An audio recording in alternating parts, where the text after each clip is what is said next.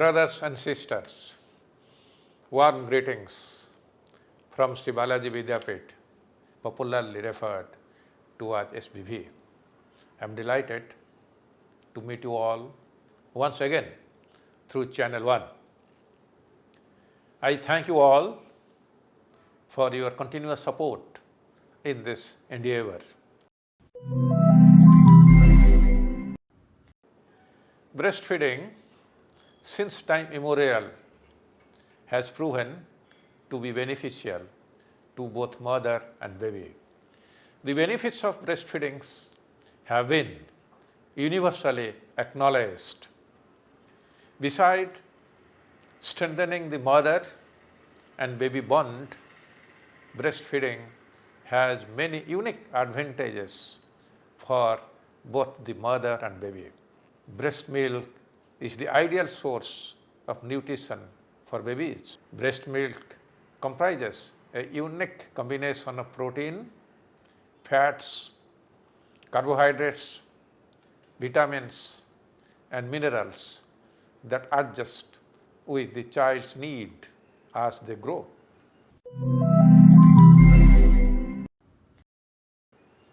It provides complete nutrition for babies.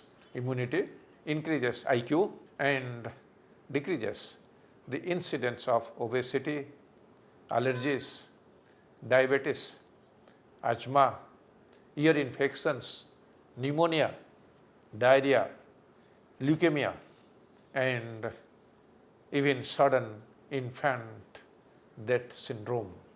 For mothers, breastfeeding helps to burn calories and help to return to pre-pregnancy weight. It also helps the uterus contract to its pre-pregnancy size faster and slows bleeding after birth. Breastfeeding also helps to lower the risk of developing type 2 diabetes mellitus, osteoporosis, and breast or ovarian cancer later in life. It also reduces maternal depression. The physical proximity between a mother and her baby promotes wellness and has been linked to a better neurodevelopment outcomes. Despite global efforts to promote exclusive breastfeeding, the rates worldwide have been in the suboptimal range. Less than half of newborn receive breast milk within an hour of birth. Only 41% of babies are breastfed exclusively for the first 6 months. In India, according to National Family Health Survey, NFHS 5, the exclusive breastfeeding rate is only 64%. Various national and global organizations have taken cognizance of the same and have taken up multiple initiatives to promote breastfeeding over the years. The United Nations Children's Fund and the World Health Organization initiated the baby-friendly initiatives in the year 1991. In the year 2002, the WHO and UNICEF jointly developed the global strategy for infant and young child feeding, which urged all countries to improve feeding practices by implementing various strategies and monitoring and evaluation. The Breastfeeding Promotion Network of India, International Baby Food Action Network, Asia, adopted the World Health Organization tool and developed a 10-indicator assessment tool. Further, IVFAN Asia developed the World Breastfeeding Trend Initiative, known as WBTI, which included an assessment process to identify gaps in breastfeeding practices and organizes a call for action to change.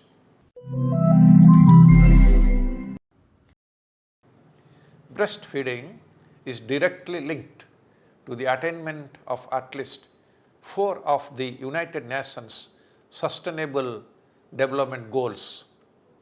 That includes health, nutrition, poverty reduction, and inequity reduction. Breastfeeding is a critical key to achieving SDG 2 and SDG 3, which include ending hunger, improving nutrition, and promoting health and well-being. Breastfeeding is one of the keys to reducing under 5 mortality. Breastfeeding also can help drive the achievement of SDG 4, which includes inclusive education and lifelong learning.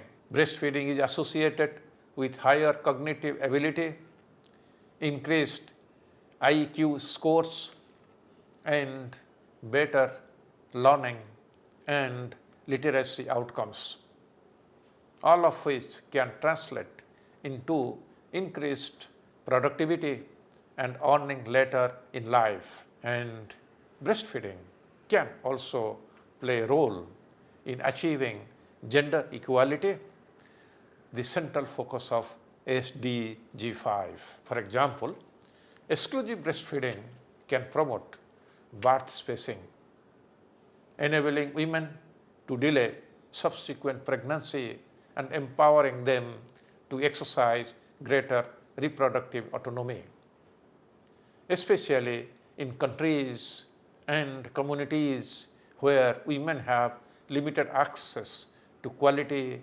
contraceptive information and care.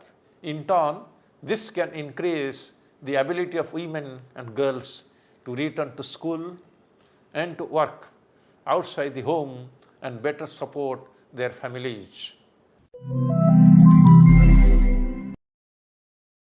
New research findings make it clear that mother's milk remains the best food for any baby for the first 6 months of life and advantages the breastfeeding mother as well. Increasing evidence emerges that breastfeeding needs to be exclusive from birth to create the normal microbiome that is the basis for good health throughout life. Early biological differences between children who are breastfed and those who are not breastfed are documented, such as differences in organ size and structure, such as enlarged kidneys, smaller thymus, different heart structure in preterms, brain, white matter development, DNA damage and chromosomal breaks, and differences in reproductive tissue growth.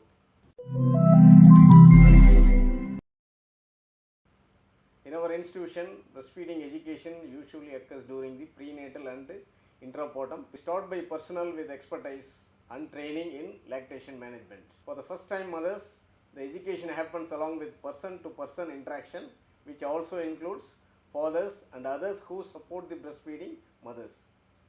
The goals of breastfeeding education are to increase mothers' knowledge and skills, help them view breastfeeding as normal, and to develop positive attitudes towards breastfeeding. An information booklet is also provided to the mothers. Education and training for all disciplines of staff providing breastfeeding support is an essential component of breastfeeding support programs. The training comprises a combination of lectures, discussion and practical exercise for duration of almost 120 hours.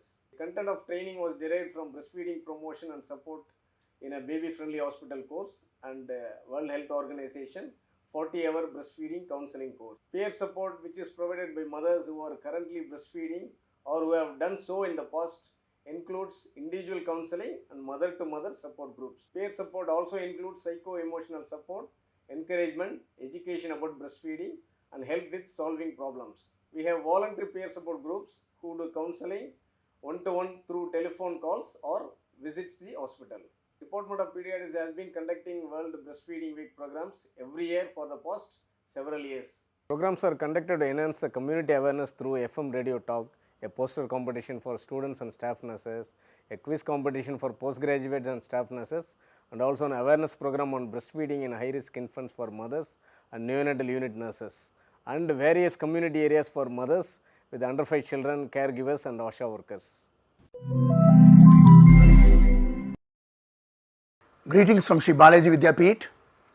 The MRCP UK Part 2 clinical examinations, namely Practical Assessment of Clinical Examination Skills, known as PACES, has been specifically designed to test the clinical knowledge and skills of the trainee doctors who aspire to enter higher specialist training. The exam ensures very high standards, engaging the competence across a wide gamut of skills that would essentially go a long way in upholding the standard of patient care. SBV feels proud that MGMCRA Hospital was selected as a center to conduct the prestigious MRCP PACES examination recently. This is certainly a feather in the cap of MGMCRA and SBV. The Institute of Salitogenesis and Complementary Medicine was recently inaugurated by Professor Bhushan Patwardhan, former Honorable Vice Chairman UGC and presently the Honorable Chairman of the Executive Committee, National Assessment and Accreditation Council, Bengaluru. Professor S.C. Parija, the Honorable Vice Chancellor of SBV, Professor N. Ananthakrishnan, the respected Dean of Faculty SBV, and several other university luminaries and functionaries attended this colorful event. The genesis of this institute indeed heralds a new era in the annals of SBV.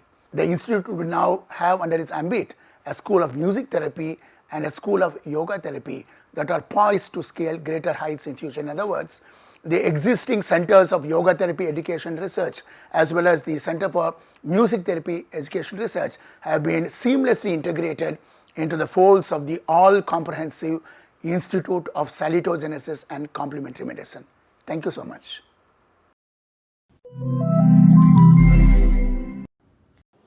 Despite the indisputable benefits of breastfeeding, it is not fully promoted and supported throughout society. Inappropriate marketing of breast milk substitutes continues to undermine efforts to improve breastfeeding rates and duration worldwide. Currently, the number of human milk banks, HMB, has grown to nearly 50 all over India. Given the high rate of preterm births in the country and the level of malnutrition that ensures in the postnatal growth in such babies after birth, there is an urgent need to establish milk banks across the country, especially in the large neonatal units of all hospitals. Recent breakthroughs in the field of food science are now allowing researchers to isolate and cultivate the mammary cells in laboratory conditions and program them to secrete the milk components found in natural human milk. The result is the ability to produce the whole spectrum of nutrients and bioactive ingredients found in breast milk, all without the need for the actual act of classic lactation. Particularly in the case of preterm babies, it could mean the difference between life and death. The United Nations Institute for Training and Research, through the breastfeeding education initiatives, aims to increase awareness about breastfeeding through learning and training products. Make these learning products accessible to the general public, enhancing the capacity of government agencies and municipal authorities to implement pilot projects in targeted locations. Raise awareness on best breastfeeding practices through communication campaigns and develop a minimum set of indicators to monitor progress.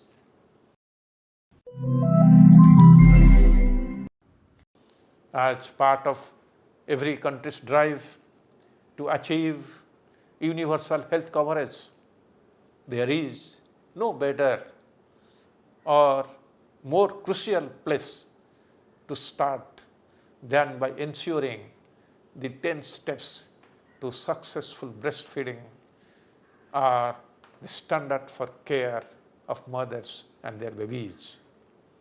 It describes how hospitals should have a written breastfeeding policy in place staff competencies, and antenatal and post-birth care, including breastfeeding support for mothers.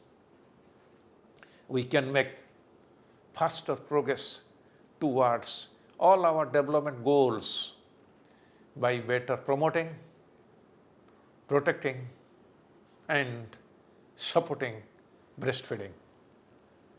As governments worldwide develop budgets and action plans to achieve the sustainable development goals, breastfeeding must be a policy, programming, and public spending priority.